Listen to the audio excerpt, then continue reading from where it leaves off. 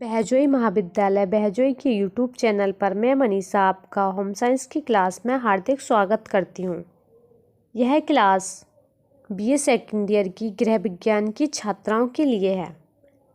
पिछली कक्षा में हमने दूध व दूध से बने भोज्य पदार्थ क्या होते हैं इस बारे में पढ़ा था। आज का हमारा टॉपिक है पाचन व अवशोषण क्रिया। पाचन व अवशोषण क्रिया क्या होती है इस बारे में हम जानेंगे। जो भी भोजन ग्रहण किया जाता है वह सीधे शरीर द्वारा उपयोग होने की स्थिति में नहीं होता है, क्योंकि वह जटिल होता है तथा उसमें ऐसे तत्व उपस्थित रहते हैं जो शरीर के लिए उपयोगी नहीं होते हैं। हमारे भोजन में काम आने वाले खाद्य पदार्थ कई प्रकार के पाच्य और अपाच्य पदार्थों के सम्मिश्रण से बने होते हैं और उनसे प्राप्त होने वाले पोषक तत्व भी आपस में या अन्य तत्वों के साथ मिले जुले रहते हैं।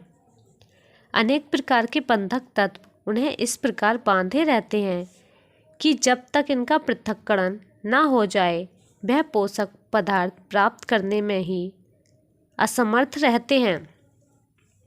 शरीर में भोजन का उपयोग होने के लिए उनमें निम्न क्रियाएं होती हैं। नंबर 1 पाचन क्रिया, नंबर 2 अवशोषण क्रिया, नंबर 3 चयापचय क्रिया। पाचन क्रिया की परिभाषा निम्न प्रकार दी जा सकती है। जटिल भोज्य पदार्थों का शरीर के अंगों में सरल रूप में परिवर्तित होना, जिससे कि वह रक्त तथा लसिका द्वारा अवशोषित हो सके, पाचन क्रिया कहते हैं। पाचन क्रिया शरीर में जिन अंगों में होती है उन्हें पाचन अंग कहते हैं। भोजन में कुछ तत्व सरल अवस्था में उपस्थित रहते हैं, जैसे खनिज लवण, विटामिन्स, जल तथा मोनोसेक्राइड, कार्बोहाइड्रेट आदि। इनका संगठन साधारण होने के कारण यह रक्त द्वारा सीधे ही अवशोषित हो जाते हैं। इन पर पाचन क्रिया नहीं होती। इस प्रकार दूसरी तरफ कुछ भोज्य पदार्थ जटिल अवस्था में होते हैं। पाचन क्रिया के पश्चात यह तत्व लसिका द्वारा अवशोषित हो जाते हैं। शरीर में पाचन क्रिया 2 विधियों से संपन्न होती है। नंबर 1 है यांत्रिक विधि अथवा भौतिक। नंबर 2 रासायनिक विधि। भौतिक क्रिया में सर्वप्रथम तो पाक क्रिया ही है, जिससे खाद्य श्रृंखला को विधिवत पकाने से उनकी शक्ति में नमी और उनके बंधक तत्वों व रेशों की जटिलता में ढिलाई लाई जाती है। उनकी कोशिकाएं फूल जाती हैं, कोशिका भित्ति फट जाती हैं, स्टार्च आदि भीतरी पदार्थ मुलायम हो जाते हैं और यह आसानी से चबाने योग्य हो जाते हैं। चबाने की दूसरी क्रिया होती है जिसमें खाद्य पदार्थ अत्यंत ही छोटे छोटे कणों में विभक्त हो जाते हैं और आसानी से निगले जाते हैं। रासायनिक विधि क्या होती है? रासायनिक क्रियाओं में पाचन रस पैदा करने वाली ग्रंथियां सक्रिय होकर अपना अपना रस पैदा करने लगती हैं, जिसे वह मुंह, आमाशय और आंतों में स्रावित करती हैं। इन रसों में अलग अलग एंजाइम्स होते हैं जो अलग अलग पोषक तत्वों को उनके अंतिम अंशों में विभक्त कर अवशोषण योग्य बनाते हैं। इन एंजाइम्स के साथ अलग अलग विटामिन सहायक एंजाइम का कार्य कर इनकी कार्यक्षमता को बढ़ाते हैं। पाचक रस उत्पन्न करने वाले विभिन्न अंग पाचन क्रिया में सहायक होते हैं। इनमें से कुछ अंग निम्न प्रकार हैं। नंबर 1 मुखगुहा। मुखगुहा किस प्रकार क्या होता है इस बारे में हम जानेंगे। पाचन क्रिया का प्रारंभ मुखगुहा से ही होता है। मुखगुहा में यांत्रिक व रासायनिक दोनों प्रकार से ही पाचन होता है। मुख के अंदर दांत व जीभ की क्रिया से यांत्रिक पाचन होता है। जीभ भोजन को ऊपर नीचे करने में सहायक होती है। मुख में लार ग्रंथियां से लार स्थापित होती है। लार मुख में हर समय थोड़ी बहुत स्रावित होती रहती है। भूख के समय स्वादिष्ट भोजन को देखने, सूंघने व चखने पर लार की मात्रा बढ़ जाती है। लार पाचन में निम्न प्रकार कार्य करती है। नंबर ए, लार से भोजन नम व गीला हो जाता है। जीभ उपस्थित स्वाद की इंद्रियां भोजन के नम होने पर ही भोजन का स्वाद ले पाती हैं। नंबर 2, लार क्षारीय द्रव है। यह भोजन के साथ आए हुए हानिकारक जीवाणुओं को नष्ट कर देती है। नंबर 3, लार क्रिया में उपस्थित एंजाइम टाइलिन भोजन स्टार्च पर क्रिया करके माल्टोज में बदल जाता है। हमारा अगला पॉइंट है ग्रासनली। ग्रासनली क्या होता है, इस बारे में हम जानेंगे। मुख के पीछे उपस्थित ग्रासनली मुख गुहा व अमाशय को जोड़ने का कार्य करती है। भोजन मुख से अमाशय में ग्रासनली में होता हुआ जाता है। यह पतली संकरी नली होती है। भोजन बिना चबाया निगलने से उसकी ग्रासनली में गुजरने में परेशानी होती है। ग्रासनली की लंबाई लगभग 40 सेंटीमीटर होती है। हमारा अगला पॉइंट है अमाशय। अमाशय क्या होता है, इस बारे में हम जानेंगे। ग्रासनली आगे चलकर फैलकर अमाशय से मिल जाती है। अमाशय थैली के समान डायफ्राम के नीचे बाईं तरफ उपस्थित अंग होता है। यह 24 सेंटीमीटर लंबी होती है। इसकी दीवारों में वृत्ताकार तथा लंबाकार मांसपेशियां उपस्थित होती हैं, जिनके संकुचन व विमोचन की क्रिया से भोजन का पूर्ण रूप से मंथन हो जाता है। हमारा अगला पॉइंट है छोटी आंत। छोटी आंत क्या होती है, इस बारे में हम जानेंगे। अमाशय के बाद पाचन नली फिर संक्रिय होती है, जिसे छोटी आंत कहते हैं। छोटी आंत की नली कुंडली के रूप में उपस्थित रहती है। अमाशय से छोटी आंत प्रारंभ में यू आकार की रचना बनाती है। इस भाग को संग्रहणी कहते हैं। संग्रहणी की लंबाई लगभग 25 सेंटीमीटर होती है। इस भाग में कोई पाचक ग्रंथि नहीं होती है। इस पर अन्य पाचक ग्रंथियां जैसे यकृत, अग्न्याशय आदि के पाचक रस इसी भाग में पहुंचकर भोजन में क्रिया करते हैं। संपूर्ण छोटी आंत की लंबाई लगभग 6 मीटर होती है। छोटी आंत की ग्रंथि में पाचक रस की उपस्थिति होती है, जो भोजन की पाचन क्रिया में सहायक होती है। हमारा अगला पॉइंट है बड़ी आंत। बड़ी आंत क्या होती है, इस बारे में हम जानेंगे। छोटी आंत का अंतिम सिरा बड़ी आंत से जुड़ जाता है। बड़ी आंत अपेक्षाकृत अधिक चौड़ी नली होती है। इसकी लंबाई 1.5 से 2 मीटर तथा व्यास 5 से 6 सेंटीमीटर होता है। बड़ी आंत का नीचे से ऊपर की ओर चढ़ता हुआ खड़ा भाग कहलाता है। इसका आगे का भाग बाईं ओर को मुड़कर सीधा तिल्ली की ओर जाता है। इसे सीधा भाग या अनुप्रस्थ कोलन कहते हैं। हमारा अगला पॉइंट है यकृत व पित्ताशय। यकृत व पित्ताशय क्या होता है, इस बारे में हम जानेंगे। यह ग्रंथियां पेट में दाहिनी तरफ डायफ्राम के ठीक नीचे उपस्थित रहती हैं। यकृत के नीचे ही पित्ताशय उपस्थित रहता है। इन दोनों अंगों से नलिका निकलकर पित्तीय नलिका का निर्माण करती है। पित्तीय नलिका द्वारा पित्तरस संग्रहणी में पहुंचकर वहां आए भोजन पर पाचन क्रिया करता है। हमारा अगला पॉइंट है तिल्ली। तिल्ली क्या होती है, इस बारे में हम जानेंगे।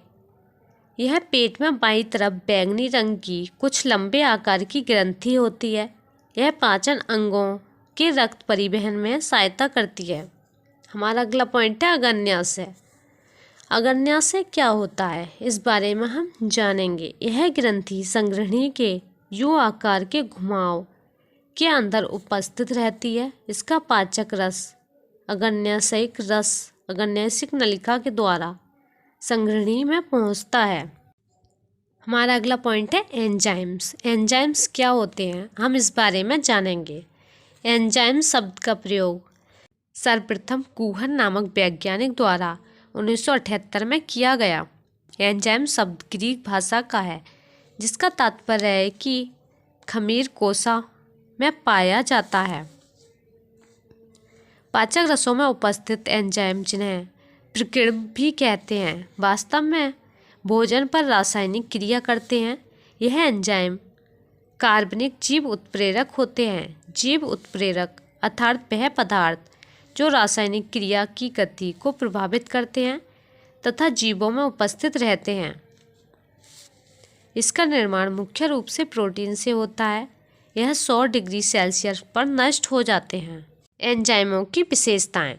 एंजाइमों की विशेषताएं क्या होती हैं, हम इस बारे में जानेंगे। नंबर 1, प्रत्येक भोज्य तत्व पर क्रिया करने वाला एंजाइम अलग होता है। प्रोटीन पर क्रिया करने वाले एंजाइम्स केवल प्रोटीन पर क्रिया करते हैं। इन्हें प्रोटीएज या प्रोटियोलिक एंजाइम्स कहते हैं। इस तरह 3 प्रकार के एंजाइम्स कहे जाते हैं।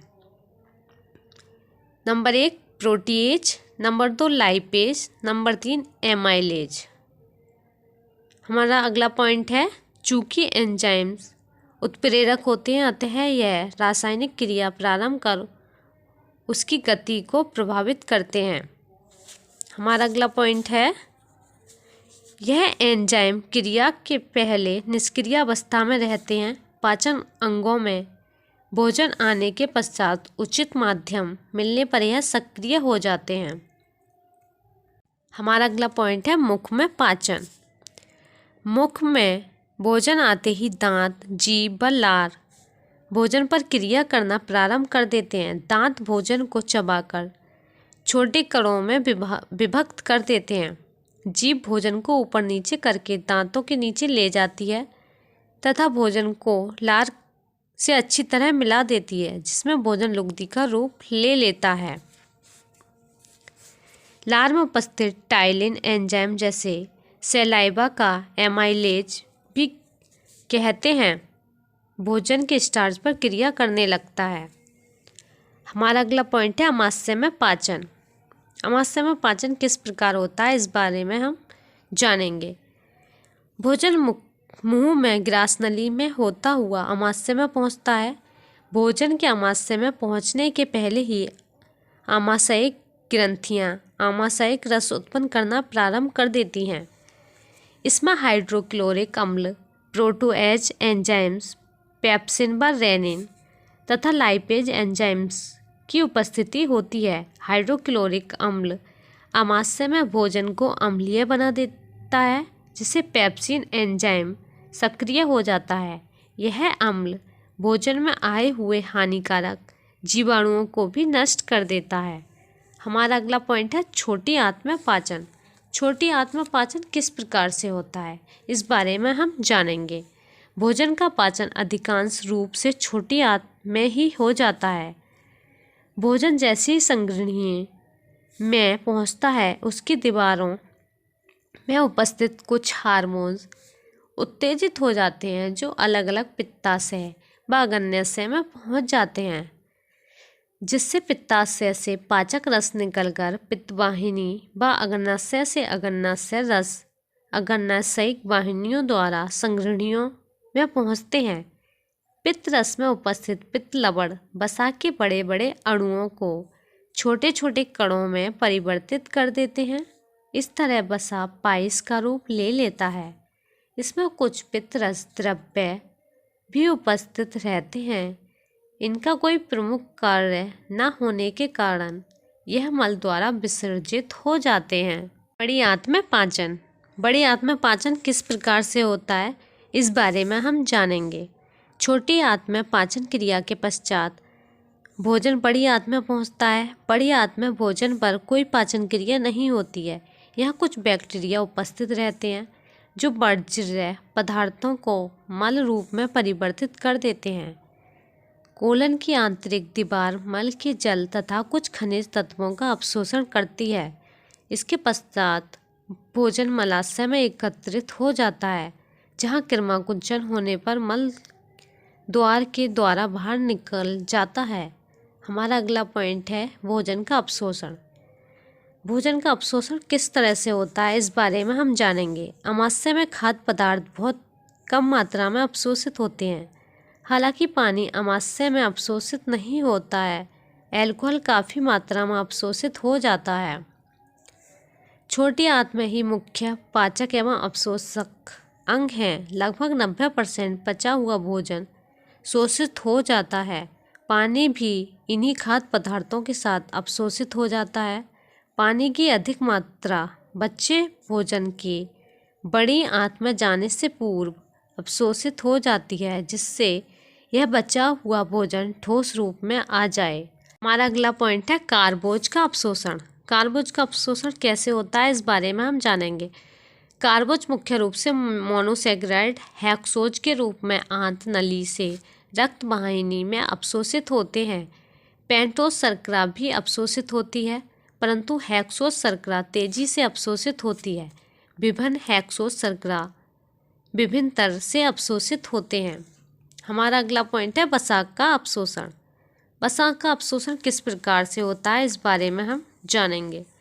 भोज्य द्वारा अज्ञानशयी लाइपेज द्वारा आंत नली में पचते हैं तथा आंशिक रूप से ग्लिसरॉल तथा वसीय अम्ल तथा मोनोग्लिसराइड्स तथा ट्राइग्लिसराइड्स में पित्त लवण की सहायता से टूट जाते हैं। वसा पाचन के यह पदार्थ आंत नली में पहुंचते हैं, जहां आंतरिक लाइपेज द्वारा किया जाता है। बचे हुए मुक्त वसीय अम्ल का अल्फा ग्लिसरॉल फॉस्फेट के रूप में एस्टरीकरण हो जाता है।